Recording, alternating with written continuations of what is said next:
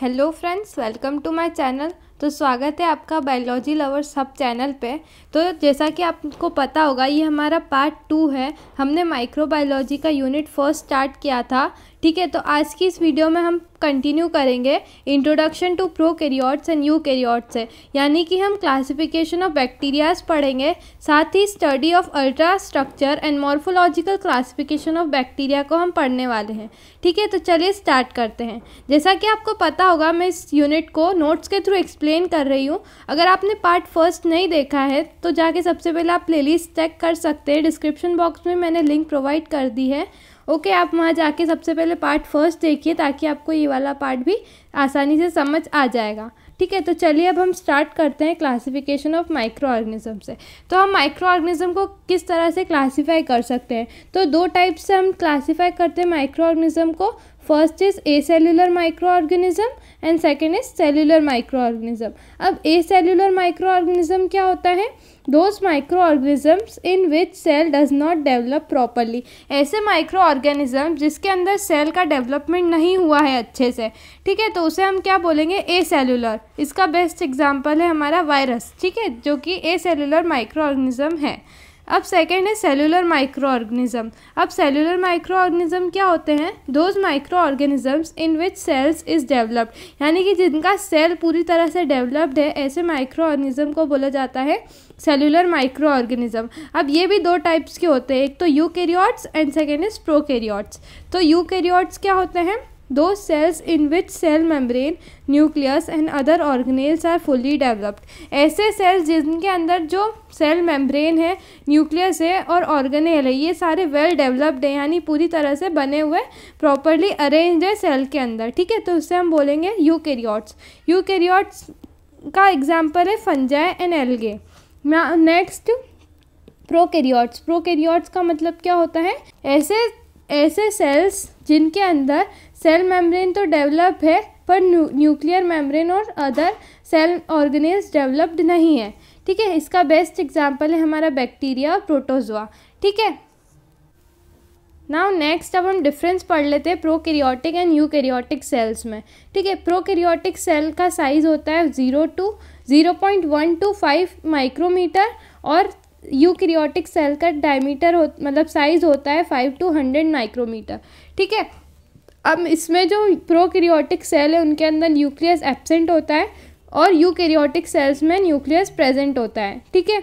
Now membrane bound nucleus absent, और इसका जो मेम्ब्रेन बाउंड न्यूक्लियस है वो भी एब्सेंट होता है और मेम्ब्रेन बाउंड न्यूक्लियस प्रेजेंट होता है इसमें यूकैरियोट्स में।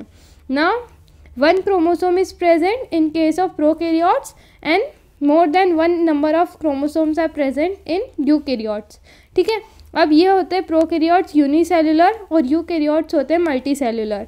Lysosomes and peroxisomes absent in case of prokaryotes and lysosomes and peroxisomes present in case of eukaryotes. Now microtubules absent in prokaryotes and microtubules present in eukaryotes. Endoplasmic reticulum absent in prokaryotes, endoplasmic reticulum present in eukaryotes. साथ ही हमारे कौन कौन से organelles absent होते हैं? Mitochondria absent होता है, cytoskeleton absent होता है, गोल्गी अपैरेटस एब्सेंट होता है, क्लोरोप्लास्ट एब्सेंट होता है, वैक्यूल एब्सेंट होता है ना। Sexual reproduction is absent in prokaryotes, है ना। एंडोसाइटोसिस एंड एक्सोसाइटोसिस भी नहीं होता है प्रोकैरियोट्स में, ठीक है। दे हैव पिलाए एंड फिम्ब्रिया, इनके अंदर पिलाए और फिम्ब्रिया होते हैं, ठीक है। ट्रांसक्रिप्शन अकर्स इन साइटोप्लाज्म, और ट्रांसक्रिप्शन होता है हमारा साइटोप्लाज्म के अंदर, ठीक है। नाउ हमारा कौन सा पॉइंट बच गया? वेसाइकल्स जो हैं वो प्रेजेंट होते हैं इन केस ऑफ प्रोकैरियोट्स। अब हम बात कर लेते हैं यूकैरियोट्स की। यूकैरियोट्स में माइटोकॉन्ड्रिया भी प्रेजेंट होता है, साइटोस्केलेटन भी प्रेजेंट होता है। इसका जो राइबोसोम है वो लार्ज होता है यूकैरियोट्स का, और प्रोकैरियोट्स का राइबोसोम स्मॉल होता है। वेसिकल्स इसमें भी प्रेजेंट होते हैं और प्रोकैरियोट्स में भी प्रेजेंट होते हैं। गोल्गी अपैरेटस यूकैरियोट्स में प्रेजेंट होता है। क्लोरोप्लास्ट प्रेजेंट होता है प्लांट्स में।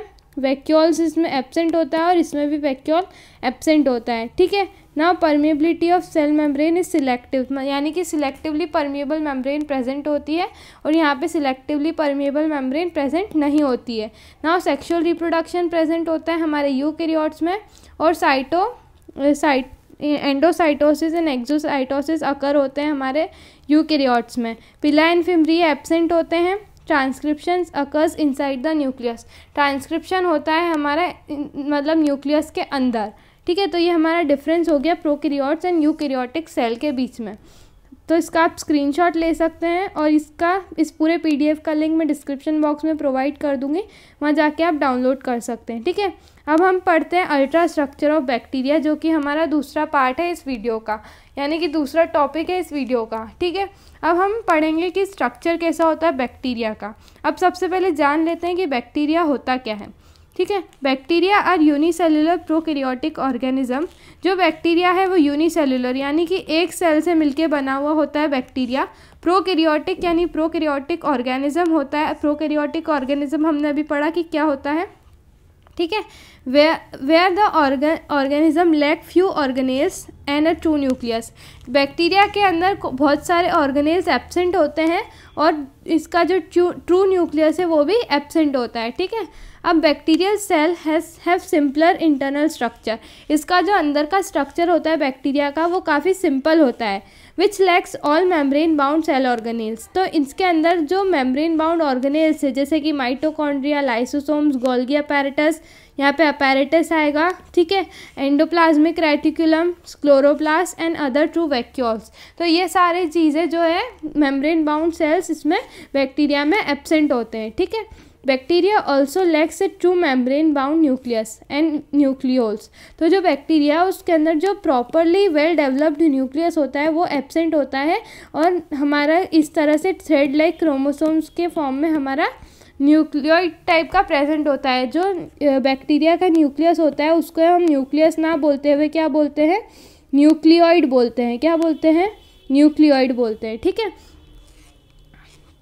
अब हम नेक्स्ट पढ़ते हैं साइज़ ऑफ बैक्टीरिया। बैक्टीरिया का साइज़ क्या होता है, 0.2 माइक्रोमीटर टू 0.1 माइक्रोमीटर, ठीक है।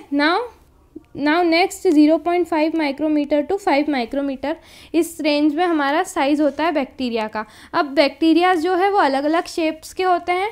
तो इसका अगर शेप कोकस है, कोकस यानी कि स्फेरिकल शेप का है तो उसे हम बोलेंगे कोकस। रॉड शेप्ड का है तो उसे हम बोलेंगे बेसिलस या फिर बेसिलाए। स्पाइरल शेप्ड का है तो उसे हम बोलेंगे स्पिरिलाए। एंड नेक्स्ट फिलामेंटियस शेप का होता है, ठीक है, विब्रियो जिसे हम बोला जाता है। तो ये हमारे 4 तरह के शेप्स होते हैं बैक्टीरिया के, ठीक है। अब हम पढ़ते हैं स्ट्रक्चर ऑफ बैक्टीरिया को कि क्या क्या चीज़ें हमें बैक्टीरिया के अंदर देखने को मिलती है, ठीक है। Structure of bacteria outside the cell wall. Cell wall के बाहर कौन कौन से स्ट्रक्चर हमें देखने को मिलते हैं बैक्टीरिया में, कैप्सूल, फ्लैजिला, पिला एंड शीथ। इन सबको मैं डायग्राम के थ्रू आपको एक्सप्लेन करूँगी कि कौन सी चीज़ कहाँ प्रेजेंट होती है। तो जैसा कि आप देख सकते हैं ये है हमारा बैक्टीरिया का डायग्राम। इसका ट्यूटोरियल मेरे चैनल पे दे रखा है, आप वहाँ जाके चेक कर सकते हैं या फिर मैं डिस्क्रिप्शन बॉक्स में इसके ट्यूटोरियल की वीडियो आपको लिंक प्रोवाइड कर दूंगी, वहाँ जाके आप चेक कर सकते हैं, ठीक है। आसानी से आप ड्रॉ कर पाएंगे इस बैक्टीरिया के डायग्राम को। तो हमारा जो स्ट्रक्चर है बैक्टीरिया का, अब अंदर सेल वॉल के अंदर क्या क्या स्ट्रक्चर्स प्रेजेंट है। फर्स्ट तो सेल वॉल तो होगी ही सही, ठीक है। Cytoplasmic membrane, nucleoid, mesosomes, ribosomes and cytoplasm हमारा बैक्टीरिया के अंदर देखने को मिलेगा। तो देखिए ये हमारा स्ट्रक्चर है बैक्टीरिया का, ये आपको ऐसा कैसा एग्जाम में ड्रॉ करके आना है, ठीक है। तो सबसे पहले हमारे सबसे बाहर वाली जो ब्लैक लेयर दिखाई दे रही है ये वाली, ये हमारी हो जाती है कैप्सूल। नाउ कैप्सूल के अंदर जो आपको ये वाली ऑरेंज वाली लेयर दिखाई दे रही है वो वाली है हमारी सेल वॉल। सेल वॉल के अंदर हमें मिलती है प्लाज्मा मेम्ब्रेन, ये ब्राउन कलर की, ठीक है। नाउ ये जो ब्लू कलर का जो फ्लूइड लाइक सब्सटेंस हमें दिखाई दे रहा है वो है हमारा साइटोप्लाज्म, ठीक है। ये जो यहाँ पे थ्रेड लाइक स्ट्रक्चर हमें दिखाई दे रहा है उससे हम बोलेंगे न्यूक्लियोइड। यहाँ पे ट्रू न्यूक्लियस एब्सेंट होता है, यहाँ पे न्यूक्लियस किस फॉर्म में होता है, न्यूक्लियोइड के फॉर्म में होता है। अब यहाँ पे ये हमें दिखाई दे रहा है ये है फ्लैजिला, ठीक है। यहाँ पे जो छोटे छोटे से ग्रे कलर का डॉट दिखाई दे रहा है ये हमारे इंक्लूजन या फिर हम बोल सकते हैं इंक्लूजन बॉडी। ये है हमारा पाइलस और ये जो हमारा राउंड जलेबी जैसा स्ट्रक्चर दिखाई दे रहा है इसे हम बोलते हैं मीजोजोम, ठीक है। तो ये हमारा स्ट्रक्चर हो गया बैक्टीरिया का। अब हम एक एक करके पढ़ते हैं इसके स्ट्रक्चर्स आखिर होते क्या हैं, ठीक है। तो सबसे पहला स्ट्रक्चर है हमारा कैप्सूल। क्या है? कैप्सूल। अब capsule it is 0.2 micrometer thick layer outside the cell wall. जैसा कि हमने देखा ये हमारी सेल वॉल थी, इसके जो बाहर वाली जो लेयर थी वो हमारी क्या थी? कैप्सूल थी। तो इसका डायमीटर कितना होता है, यानी कि साइज थिक कितना होता है इसका? 0.2 माइक्रोमीटर थिक होती है हमारी ये वाली कैप्सूल की लेयर, ठीक है। Now capsule is 98% water and 2% polysaccharides और पॉलीपेप्टाइड और बोथ। तो जो हमारा कैप्सूल होता है उसके अंदर 98% वाटर होता है और 2% पॉलीसेकेराइड या फिर पॉलीपेप्टाइड होता है, ठीक है, या फिर दोनों भी हो सकता है, पॉलीसेकेराइड और पॉलीपेप्टाइड, ठीक है। अब हमारे दो टाइप्स के कैप्सूल होते हैं। सबसे पहला जो है वो है मैक्रो कैप्सूल और सेकेंड टाइप्स का कैप्सूल है माइक्रो कैप्सूल। जो मैक्रो कैप्सूल होता है वो उसका जो थिकनेस होता है वो लेस देन 0.2 माइक्रोमीटर होता है और जो हमारा माइक्रो कैप्सूल है उसका थिकनेस हमारा लेस देन 0.2 माइक्रोमीटर होता है। तो सॉरी, यहाँ पे मोर देन आएगा, यहाँ पे मोर आएगा, इसे आप करेक्ट कर लीजिएगा। एक सेकेंड, ये हमारा हमने इसे कट किया, यहाँ पे मोर देन आएगा, ठीक है। अगर ज़्यादा है, यहाँ पे थोड़ी सी मिस्टेक हो गई है लिखने में, तो अगर थिकनेस उसकी 0.2 माइक्रोमीटर से ज़्यादा है तो वो हमारा होगा मैक्रो कैप्सूल। अगर थिकनेस 0.2 माइक्रोमीटर से अगर स्मॉल है तो वो हो जाएगा हमारा माइक्रो कैप्सूल, ठीक है। ये आप नोट्स में भी करेक्ट कर लीजिएगा, यहाँ पे मोर आएगा, ठीक है। Now next, it gives protection to the bacteria. Capsule का काम क्या है? क्योंकि वो सबसे बाहर वाली लेयर है तो वो क्या करेगी? बैक्टीरिया को प्रोटेक्ट करने का काम करेगी, ठीक है, और बैक्टीरिया को शेप और साइज प्रोवाइड करेगी, यानी कि रेगुलर शेप का बैक्टीरिया दिखाई दे, इसलिए कैप्सूल प्रेजेंट होती है, ठीक है। नाउ नेक्स्ट अब हम पढ़ते हैं फ्लैजिला। फ्लैजिला क्या होता है? जो हमने देखा, जैसा कि आपने देखा यहाँ पे ये एक थ्रेड लाइक जो टेल टाइप का स्ट्रक्चर दिखाई दे रहा है, ये है हमारा फ्लैजिला, ठीक है। अब फ्लैजिला का क्या काम होता है? फ्लैजिला सबसे पहले जो है कितना साइज होता है इसका? 15 to 20 माइक्रोमीटर का फिलामेंट होता है। हेयर लाइक हेलिकल स्ट्रक्चर होता है, जैसा कि हमने डायग्राम में देखा। It works like an antenna, ये एक एंटीना की तरह वर्क करता है जो कि which give signal to bacteria for food, danger, locomotion etcetera. तो ये जो है वो एंटीना की तरह काम करता है। क्यों? क्योंकि ये बैक्टीरिया को सिग्नल प्रोवाइड करता है कि उसके आसपास फूड तो नहीं है, डेंजर तो नहीं है, या फिर फ्लैजिला को लोकोमोशन यानी कि चलने में मदद करता है हमारा फ्लैजिला, ठीक है। And made up of flagellin protein, ये बहुत इंपॉर्टेंट है। फ्लैजिला काय का बना हुआ होता है? फ्लैजिलिन प्रोटीन का बना हुआ होता है। अब नेक्स्ट हम स्ट्रक्चर पढ़ते हैं पिलाय। पिलाय क्या होता है? देखो ये डायग्राम में हमें, यहाँ पे मैंने मार्क नहीं कर रखा है, यहाँ पे हम कर लेते हैं इस डायग्राम में। देखो ये जो हमारे जो ब्लू कलर के स्ट्रक्चर दिखाई दे रहे हैं ये है हमारे पिलाय। ये जितने भी हमें दिखाई दे रहे हैं ना ये है हमारे पिलाय, ठीक है। तो ये फ्लैजिला जो होता है वो लॉन्ग होता है, पर पिलाय कैसे होते हैं? स्मॉल हेयर लाइक स्ट्रक्चर्स होते हैं जो कि पूरे बैक्टीरिया को कवर करके रखते हैं, ठीक है। तो पिलाय का फंक्शन क्या है? चलिए देखते हैं। अब pili it is the hair like proteinaceous structure. ये हेयर लाइक स्ट्रक्चर होता है इस तरह का, प्रोटीनेशियस यानी कि प्रोटीन का बना हुआ होता है, that extend from cell membrane to external environment, जो कि सेल मेम्ब्रेन से निकलता है और एक्सटर्नल इन्वायरमेंट में इस तरह से बाहर निकल जाता है, ठीक है। ये हमारी है सेल मेम्ब्रेन, सेल मेम्ब्रेन से इस तरह से बाहर निकलता हुआ हमें पिलाय दिखाई देता है, ठीक है। और एक और जो लंबा वाला होता है वो होता है हमारा फ्लैजिला, ठीक है। Now it helps in attachment of bacteria with other bacteria. अब एक बैक्टीरिया को दूसरे बैक्टीरिया से अटैच करने के लिए पिलाय हेल्प करता है, ठीक है। Also help in transferring genetic material. Genetic material यानी कि DNA RNA वगैरह ट्रांसफ़र करने के लिए हमें ये पिलाय हेल्प करती है, ठीक है। नाउ नेक्स्ट हम पढ़ते हैं सेल वॉल, ठीक है। अब हमने जो सेल वॉल के बाहर वाले स्ट्रक्चर्स है वो पढ़ लिए, अब हम धीरे धीरे सेल वॉल से अंदर की तरफ आ रहे हैं, ठीक है। तो जो कैप्सूल के अंदर वाली लेयर है ये हमारी कैप्सूल है, कैप्सूल के अंदर वाली लेयर को हम बोलते हैं सेल वॉल, ठीक है। और जो उसके अंदर एक और लेयर होती है उससे हम बोलते हैं सेल मेम्ब्रेन, ठीक है, या फिर प्लाज्मा मेम्ब्रेन। अगर आपने सेल का स्ट्रक्चर 9th 10th में पढ़ा होगा तो आपको ध्यान होगा, सबसे पहले होता है हमारा सेल वॉल, फिर होता है हमारा सेल मेम्ब्रेन, फिर उसके बीच में हमारा होता है न्यूक्लियस, और साथ ही यहाँ पे अलग अलग सेल ऑर्गेनेल्स प्रेजेंट होते हैं एम्बेडेड इन साइटोप्लाज्म, ठीक है। तो अब हम पढ़ते हैं सेल वॉल क्या होता है। तो cell wall it is also called thick structure made up of peptidoglycan layer. तो ये जो है वो एक थिक स्ट्रक्चर यानी कि कठोर स्ट्रक्चर प्रेजेंट होता है बैक्टीरिया की लेयर, मतलब बैक्टीरिया की एक लेयर होती है जो कि काय की बनी हुई होती है, पेप्टिडोग्लाइकन की बनी हुई होती है। काय की बनी होती है, पेप्टिडोग्लाइकन की, ये आपको याद रखना है, ठीक है। Animal cell do not have cell wall, अगर आपने पढ़ा होगा छोटी क्लासेस में, तो जो एनिमल सेल होते हैं उनके अंदर सेल वॉल नहीं होती, यानी कि सेल वॉल एब्सेंट होती है। और जो प्लांट सेल और फंगल सेल्स होती हैं उनके पास सेल वॉल प्रेजेंट होती है, ठीक है। Now we can identify bacteria as gram positive और gram negative on the basis of cell wall.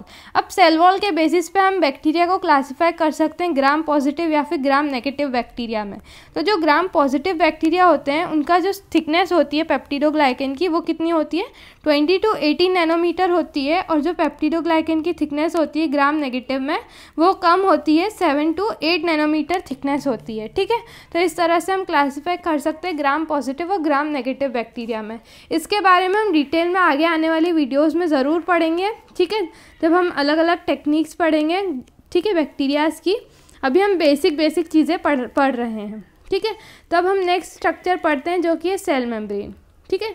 Lies beneath the cell wall, जैसा कि मैंने आपको बताया सेल वॉल के अंदर हमारी सेल मेम्ब्रेन प्रेजेंट होती है, separating from the cell cytoplasm, और ये सेल वॉल को सेपरेट करती है सेल साइटोप्लाज्म से, ठीक है। Composed of 60% protein and 40% phospholipids, यानी कि इसके अंदर 60% जो कंपोजिशन होता है वो प्रोटीन का होता है और 40% कंपोजिशन होता है फॉस्फोलिपिड्स का, ठीक है। इसकी थिकनेस होती है 5 to 10 नैनोमीटर थिक, ठीक है। इलास्टिक होती है और सेमी परमिएबल लेयर होती है, यानी कि सेमी परमिएबल का मतलब ये है कि ये सारी चीज़ों को अलाउ नहीं करती है सेल के अंदर एंटर करने के लिए, इसीलिए इसे बोलते हैं सेमी परमिएबल, यानी कि सिलेक्टिवली परमिएबल मेम्ब्रेन होती है। ये सिलेक्टिव चीज़ों को ही अपने अंदर या फिर उस लेयर से बाहर जाने के लिए परमिशन देती है, ठीक है। अब बायलेयर स्ट्रक्चर हैज़ 2 पार्ट्स। जो बायलेयर स्ट्रक्चर होता है उसका 2 पार्ट्स होते हैं, एक तो हाइड्रोफिलिक हेड पार्ट और एक हाइड्रोफोबिक टेल पार्ट। हाइड्रो का मतलब होता है वाटर और फिलिक का मतलब होता है लविंग, यानी कि वाटर लविंग पार्ट जो होता है वो होता है हेड, ठीक है, इसीलिए उसे हम बोलते हैं हाइड्रोफिलिक हेड पार्ट। और हाइड्रोफोबिक यानी कि hydro means water and phobic means hating, यानी कि जो वाटर हेटिंग पार्ट होता है जिसे हम टेल बोलते हैं उससे हम इसीलिए हमने इसका नाम रख दिया हाइड्रोफोबिक टेल पार्ट, ठीक है। तो जो हेड होता है वो हाइड्रोफिलिक होता है और जो टेल पार्ट होता है वो हमारा हाइड्रोफोबिक होता है, ठीक है। आई होप आपको समझ आ गया होगा। तो ये हमारी थी सेल मेम्ब्रेन या फिर इसे हम प्लाज्मा मेम्ब्रेन भी बोलते हैं कॉमन लैंग्वेज में। नाउ नेक्स्ट हम पढ़ते हैं नेक्स्ट स्ट्रक्चर जो कि है मीजोसोम्स। मीजोसोम्स क्या होते हैं, जैसे कि इस तरह से जलेबी टाइप का स्ट्रक्चर हमें देखने को मिला था जब हमने डायग्राम देखा था। तो ये क्या है, the outer membrane of cytoplasm form much called invagination, ठीक है, जिसे हम बोलते हैं मीजोसोम। इस तरह का कॉइल्ड स्ट्रक्चर है जिसको हम बोलते हैं मीजोसोम्स। मीजोसोम्स हैज़ मेनी रेस्पिरेटरी एंजाइम्स, इसके अंदर रेस्पिरेटरी एंजाइम्स प्रेजेंट होती है और ये रेस्पिरेशन करने के लिए हेल्पफुल होता है। कौन, मीजोसोम। तो रेस्पिरेशन बैक्टीरिया का जो होता है वो मीजोसोम्स की मदद से होता है। अब हम पढ़ते हैं साइटोप्लाज्म। साइटोप्लाज्म जो हमें ब्लू कलर का स्ट्रक्चर दिखाई दिया था जो कि फ्लूइड लाइक स्ट्रक्चर पूरे बैक्टीरिया में प्रेजेंट होता है, तो वो क्या होता है, ठीक है। This is the colloidal system containing a variety of organic and inorganic solutes. तो ये जो है ये एक कोलॉइडल सिस्टम है जिसके अंदर हमारे ऑर्गेनिक और इनऑर्गेनिक सॉल्यूट्स प्रेजेंट होते हैं। इसमें क्या क्या होता है, 80% वाटर होता है और 20% सॉल्ट्स एंड प्रोटीन्स होते हैं, ठीक है, साइटोप्लाज्म के अंदर। They are rich in ribosome, DNA and fluid. तो ये इसके अंदर क्या क्या चीज़ें मिलती हैं हमें साइटोप्लाज्म के अंदर, राइबोसोम्स मिलते हैं, डीएनए मिलता है और बहुत सारा फ्लूइड होता है ये, ठीक है। अब cytoplasmic constituents of bacterial cell.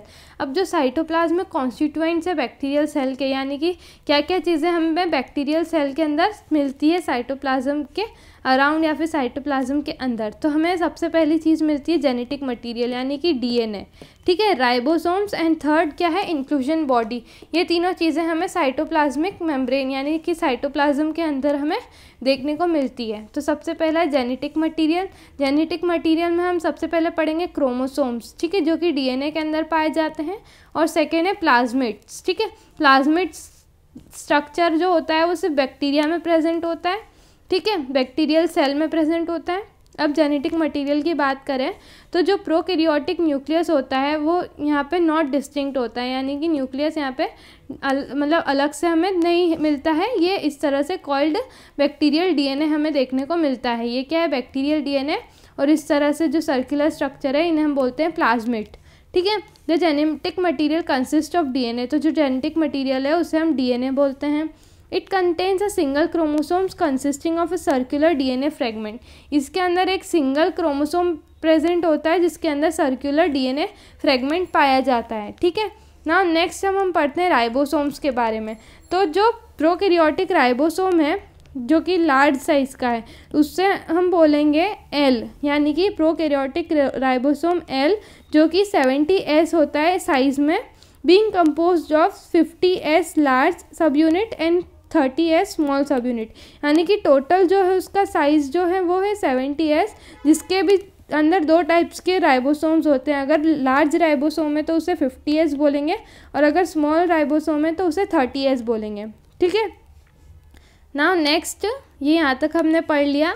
अब हम पढ़ते हैं जो यूकैरियोटिक राइबोसोम है उसके अंदर 70S यूनिट का होता है, वो 80S का होता है, और प्रोकैरियोटिक राइबोसोम होता है 70S का।